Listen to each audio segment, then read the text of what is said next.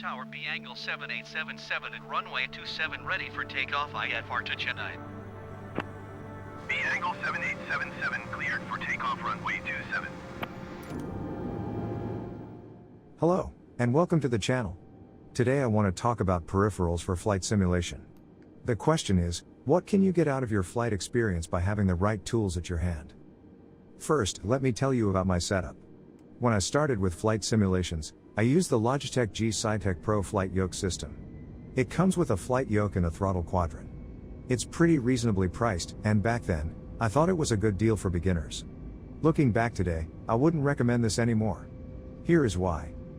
First of all, the overall quality of the yoke is just ridiculous. It only goes 45 degrees left and right from the center. So you don't have great precision in rolling. The pitch travel is too short. It doesn't give you any feedback for the pitch. It's very snappy. I cannot really find some good things to say about it. Maybe you could argue with the price. But hear me out. Today I am using the Honeycomb Alpha yoke. Switching to the Honeycomb improved my flight experience significantly. The overall quality of this yoke is just outstanding. It is €100 more expensive than the SciTech, but it is worth every cent. The precision of this yoke is insanely good. You can feel this at the first moment you get up in the air. It doesn't come with a throttle quadrant, but I will talk about that later. As I said, the overall quality is outstanding. You can feel it by every touch. It has a kind of rubber finish. I even can't tell if it is plastic. It has a 90 degrees roll from the center to left and right. The pitch range of travel is far and very precise. There is a video by X-Plane creator Austin Meyer, comparing the Honeycomb Alpha with the SciTech.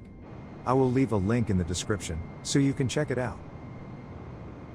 After selling the SciTech, I was left without a throttle quadrant. You can definitely have a flight without one by using your keyboard. But for me, the best experience comes with a throttle quadrant. So I bought the Logitech Flight Throttle Quadrant. It is the same throttle quadrant that comes with the SciTech yoke system, and I don't really like it. But it does the job for now. Why I don't like it? The precision of the controller is very weak. Getting the thrust right can be very challenging with this thing. Last but not least, I got myself the T-Flight rudder pedals.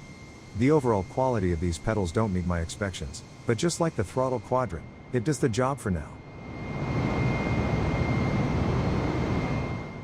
Here you can see my setup in total. Please excuse the weak cable management under the table. But I didn't have the time to clean it up before the video. Most of the time, I play on the ultra-wide display. I have some monitoring tools on the upper one running. When I record videos for YouTube, I switch to the upper display for gaming. For now, I am very comfortable with this setup. There will be some upgrades in the future though.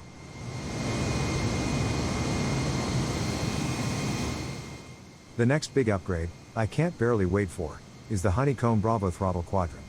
I already pre-ordered it this summer, and it should arrive mid-November. If the quality is as good as the Alpha, which I assume, it will be fantastic.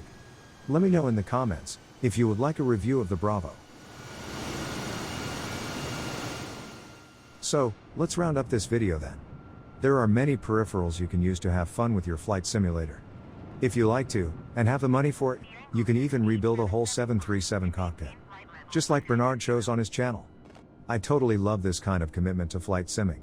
It's just spectacular. I'll leave a link to his channel in the description. Check it out.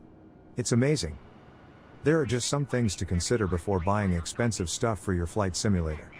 First of all, you have to check if you are willing to spend a big amount of money for flight simming. How deep do you want to dig into this? I know, from my own experience, it can get expensive very fast. Then you have to check if you have the space for mounting your hardware. A flight yoke and a throttle quadrant can be very space consuming. Or maybe you don't even want a yoke. Maybe you only want to fly airliners, then it could make sense to only get a joystick. For example, the Thrustmaster TC, a side stick Airbus edition. A great choice. But after all, it's up to you. Maybe you are fine playing with a mouse and a keyboard. Or you like to play with a gamepad. All possible and all good, if it fits your needs and gives you a great experience. So, thanks for watching. If you like my videos, feel free to hit that like button, and consider following me, so you won't miss any further videos. Tell me in the comments what peripherals you use in flight simming. See ya.